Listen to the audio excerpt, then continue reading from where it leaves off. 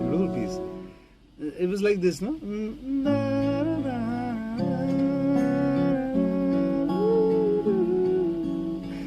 Yeah.